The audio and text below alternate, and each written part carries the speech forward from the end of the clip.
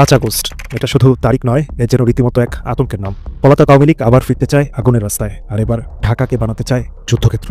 এবার ভারত থেকেই দেশে ফেরার হুঙ্কার দিলেন ক্ষমতাচ্যুত সাবেক প্রধানমন্ত্রী শেখ হাসিনা। গতকাল ভারতের নয়াদিল্লি থেকে দেশে ফেরার হুঙ্কার দিয়েছেন তিনি। পরিকল্পনা অনুযায়ী সংকেত মিললেই দেশ জুড়ে আওয়ামী লীগের কর্মীরা সমবেত হবে শাহবাগ মোড়ে। ঢাকা দখলের মাধ্যমে সরকার পতনের নামে ভয়ঙ্কর ধ্বংসযজ্ঞ শুরু হতে পারে যে কোনো মুহূর্তে। মেজর সাদেক যদি ছাত্রলীগ যুবলীগ এদেরকে সহ দেশে বিপ্লব ঘটানোর জন্য তাদেরকে ট্রেনিং করায়, তাদেরকে প্রশিক্ষণ দেয়, লক্ষ্য একটাই, নো ইলেকশন। ইউনূসের ক্ষমতা দীর্ঘায়িত করার নকশা বাস্তবায়ন শুরু হবে 5 আগস্ট থেকে। তিনি কি কোনো রাজনৈতিক দলের নেতা ডক্টর মোহাম্মদ ইউনূস সরাসরি রাজনীতিতে যুক্ত হতে যাচ্ছেন অথবা এনসিপিতে জয়েন করতে যাচ্ছেন? যেমন ইচ্ছে খেলা হচ্ছে। এতক্ষণ যে ভিডিওর অংশ বিশেষ দেখলেন তাতে করে আপনারা বুঝতে পেরে গেছেন আজকের ভিডিওটা কতটা গুরুত্বপূর্ণ। তো চলুন আর দেরি না করে একটি লাইক দিয়ে ধারাবাহিকভাবে সম্পূর্ণ ভিডিওর বিস্তারিত আলোচনা দেখে আসি। 5 আগস্ট এটা শুধু তারিখ নয়, এর যেন রীতিমতো এক আতঙ্কের নাম। পলাতক আওয়ামী লীগ আবার ফিরতে চায় আগুনের রাস্তায়, আর এবার ঢাকাকে বানাতে চায় যুদ্ধক্ষেত্র। ঢাকা, দিল্লি, কলকাতা 3 শহরে একই পরিকল্পনা। গেরিলা স্টাইলে হামলার জন্য চলছে ট্রেনিং, আর ভয়ঙ্কর তথ্য হলো এই প্রশিক্ষণ দিচ্ছে সেনাবাহিনীর এক কর্মকর্তা। মেজর সাদিক সেনাবাহিনীর এক অফিসার। তার বিরুদ্ধে অভিযোগ তিনি নিষিদ্ধ আওয়ামী লীগের ক্যাডারদের গোপনে প্রশিক্ষণ দিয়েছেন। ভাটারা, পূর্বাচল, কাটাবন একাধিক জায়গায় 400 জনকে গোপনে ট্রেনিং দেওয়া হয়েছে। সেনাবাহিনী তাকে হেফাজতে নিয়েছে। তদন্তে উঠে এসেছে আরও ভয়ঙ্কর চিত্র। আসছে 5 আগস্ট হাসিনা পতনের বর্ষপূর্তি, ঠিক এই দিনে আসতে যাচ্ছে শাহবাগ দখলের প্ল্যান। পুরো রাজধানী অচল করার ছক। সূত্র বলছে এই প্ল্যান শেখ হাসিনার প্রত্যক্ষ নির্দেশ। দেশের বিভিন্ন জেলা থেকে তালিকাভুক্ত আওয়ামী ক্যাডাররা আসবে ঢাকায়, সবাই সমবেত হবে শাহবাগে। জনগণের সামনে দেখানো হবে আওয়ামী লীগ ফিরে এসেছে। প্রশাসনও তাদের পক্ষে আছে, এমন একটা ভয়ের বার্তা ছড়াতে চায় তারা। কোথায় হচ্ছে এই প্রশিক্ষণ, কে কে জড়িত, প্রশ্নের উত্তর খুঁজতে গিয়ে উঠে আসে আরও ভয়ঙ্কর তথ্য। কিছু অবসরপ্রাপ্ত সরকারি কর্মকর্তা কর্মচারীরাও এই ষড়যন্ত্রে জড়িত। আইন শৃঙ্খলা বাহিনী ইতিমধ্যে 11 দিনের বিশেষ সতর্কতা জারি করেছে। ঢাকা, চট্টগ্রাম, খুলনা সব বড় শহরে নজরদারি চলছে। গ্রেপ্তার হওয়া নেতাকর্মীরা খুলে বলেছে এই পরিকল্পনার ছক। তারা শাহবাগ থেকে গোটা দেশকে অচল করে দেওয়ার ছক কষেছিল। তথ্য বলছে এত পরিকল্পনার আসল উদ্দেশ্য হাসিনা পতনের বর্ষপূর্তিতে রাষ্ট্রের উপর নিয়ন্ত্রণ কায়েম, মিথ্যা বার্তা ছড়িয়ে জনগণের মধ্যে আতঙ্ক তৈরি। এর মাধ্যমে আন্তর্জাতিক দৃষ্টি আকর্ষণ করে বিদেশি হস্তক্ষেপের মঞ্চ সাজাতে চায় আওয়ামী লীগ। পলাতক আওয়ামী লীগ আজও থেমেনি। দেশ থেকে পালিয়ে গেলেও তাদের ষড়যন্ত্র এখনও জীবন্ত। দিল্লির হোটেল রুমে, কলকাতার কনফারেন্সে, আর ঢাকার গলির ভেতরে গোপনে বৈঠক। তারা ফিরতে চায় আগুনের আর আতঙ্কের হাত ধরে। 5 আগস্ট তারা ঢাকাকে বানাতে চায় আরেকটি যুদ্ধক্ষেত্র। নেটিজেনরা বলছেন ইতিহাসকে আবার রক্তাক্ত হতে দেওয়া যাবে না। এই দেশ কারো পারিবারিক সম্পত্তি নয়, এটা জনগণের বাংলাদেশ। এবার ভারত থেকেই দেশে ফেরার হুঙ্কার দিলেন ক্ষমতাচ্যুত সাবেক প্রধানমন্ত্রী শেখ হাসিনা। এছাড়াও আওয়ামী লীগের নতুন কর্মসূচি নিয়ে করেছেন বিস্ফোরক মন্তব্য। প্রশ্ন উঠেছে, আবারও কি দেশে ফিরবেন শেখ হাসিনা, নাকি ভারত থেকেই চালাতে চান রাজনৈতিক লড়াই? বিস্তারিত জানতে আমাদের সাথেই থাকুন। ছাত্র জনতার তীব্র গণ-অভ্যুত্থানে দেশ ছেড়ে ভারতে পালিয়ে যান আওয়ামী লীগ সভানেত্রী শেখ হাসিনা। তবে পালিয়ে গিয়েও শান্ত হননি তিনি। একের পর এক বক্তৃতা দিয়ে সতেজ রেখেছেন দলের নেতাকর্মীদের। সেই সাথে মাঝে মধ্যেই দিয়েছেন অডিও বার্তা এবং পদে পদে আন্দোলনের ঘোষণা। এরই মধ্যে গতকাল ভারতের নয়াদিল্লি থেকে দেশে ফেরার হুঙ্কার দিয়েছেন তিনি। বলেছেন, আমি স্বাধীনতার স্থপতি বঙ্গবন্ধু কন্যা শেখ হাসিনা। এই মাটি, এই মানুষ আমার রক্তে মিশে আছে। আমি ফিরব, বাংলার মাটিতে পা রাখবো, পারলে ঠেকিয়ে দেখাও। তিনি আরো বলেন, খুব শীঘ্রই নতুন কর্মসূচির ঘোষণা করবে আওয়ামী লীগ।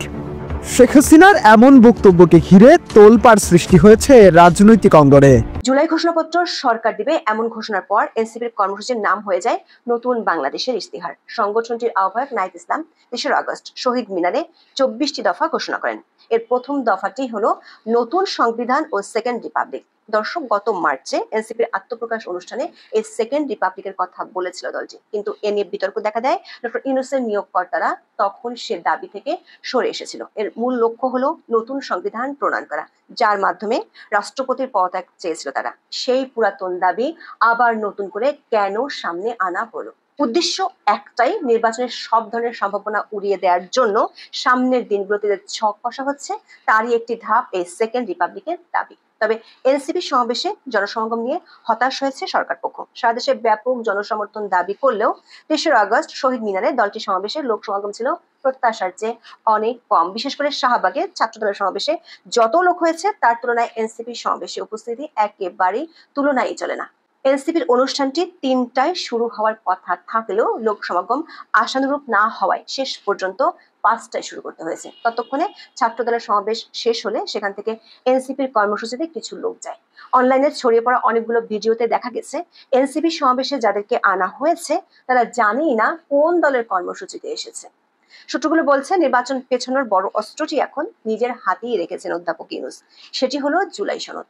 ছোট সংস্কার আর বড় সংস্কার নামে গত বছর অক্টোবরে সংবিধান, নির্বাচন ব্যবস্থা, বিচার বিভাগ, দুর্নীতি দমন কমিশন, প্রশাসন ও পুলিশ সংস্কার কমিশন গঠন করে অন্তর্বর্তী সরকার। গত ফেব্রুয়ারিতে কমিশনগুলো প্রতিবেদন দেয়। পরে সংস্কার প্রশ্নে ঐক্যমত্য তৈরির লক্ষ্যে জাতীয় ঐক্যমত্য কমিশন গঠন করা হয়। 166টি সুপারিশ নিয়ে রাজনৈতিক দলগুলোর সঙ্গে আলোচনা করে ঐক্যমত্য কমিশন। প্রথম পর্বে 33টি, দ্বিতীয় পর্বে 30টি দলের সঙ্গে বিষয়ভিত্তিক আলোচনা করে কমিশন। এ পর্বে 19টি মৌলিক সংস্কার প্রস্তাবে ঐক্যমত্য ও সিদ্ধান্ত হয়। এর মধ্যে সর্বসম্মত সিদ্ধান্ত বা ঐক্যমত্য হয় 9টি বিষয়। দ্বিতীয় পর্বে 23 দিনের বিষয়ভিত্তিক আলোচনায় মৌলিক সংস্কারের 19টি প্রস্তাবে ঐক্যমত্য ও সিদ্ধান্ত হয়। এর মধ্যে 8টি বিষয় সব দল একমত হয়েছে, বাকি 12টিতে বিভিন্ন দলের ভিন্ন মত বা মন্তব্য সহ সিদ্ধান্ত হয়েছে।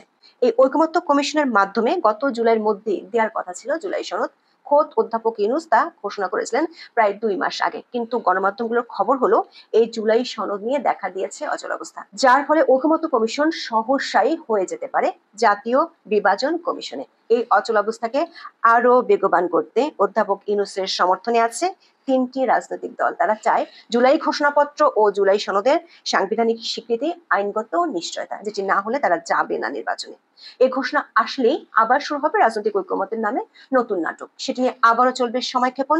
সেটিও শেষ হলে অধ্যাপক ইউনূসের নিয়োগকর্তারা ডাক দিবেন জুলাই ঘোষণাপত্র আর তাদের ইশতিহার অনুযায়ী সেকেন্ড রিপাবলিকের কিংবা গণপরিষদ নির্বাচনের। বাতিল চাইবে বিদ্যমান সংবিধানের। বর্তমান সংবিধান সংশোধনের জন্য ঐকমত্য কমিশনের বৈঠকের প্রয়োজন ততদিনে ফুরিয়ে যাবে। আবার উত্তপ্ত করে তোলা হবে দেশের রাজনৈতিক পরিস্থিতি। ততদিনে বিএনপির জন্য নির্বাচনটা হয়ে পড়বে বিস্কুট দৌড়ের খেলার মতো।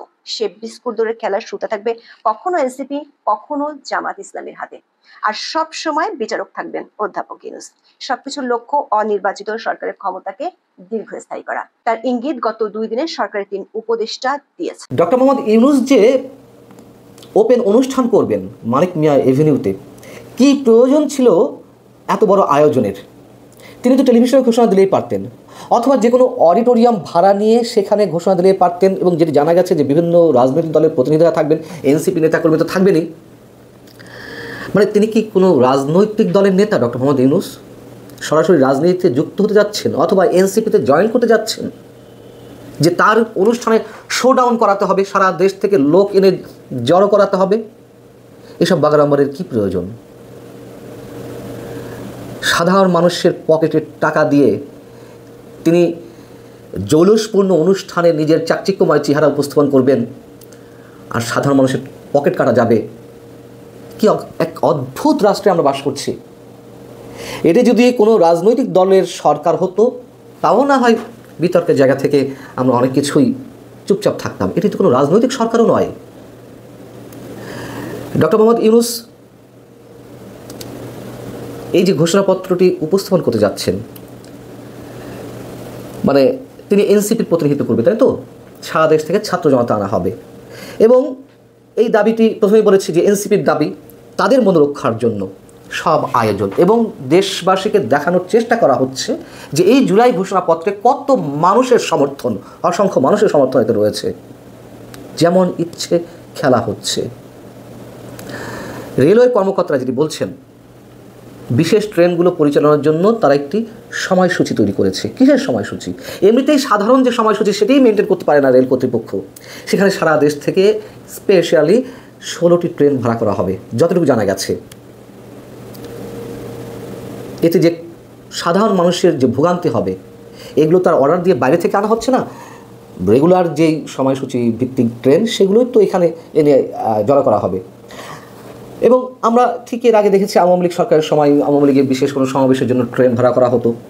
এবং এই সরকারের সময় আমরা দেখছি বিএনপি এবং এনসিপি বা জামাত তাদের বিভিন্ন প্রোগ্রামে এরকম ট্রেন ভাড়া করছে।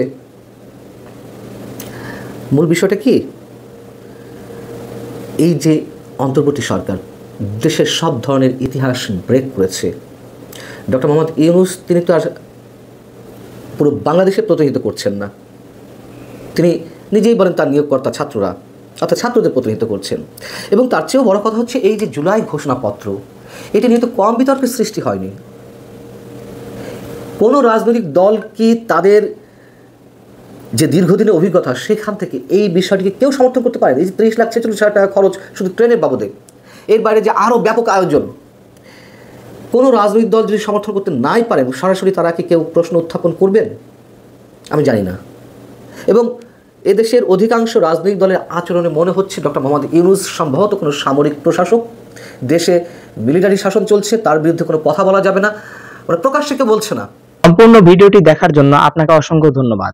আপনি যদি এই চ্যানেলটিতে নতুন হয়ে থাকেন তাহলে সাবস্ক্রাইব করে পাশে থাকা বেল আইকনটি বাজিয়ে দিবেন। ততক্ষণ সুস্থ থাকবেন, ভালো থাকবেন, আল্লাহ হাফেজ।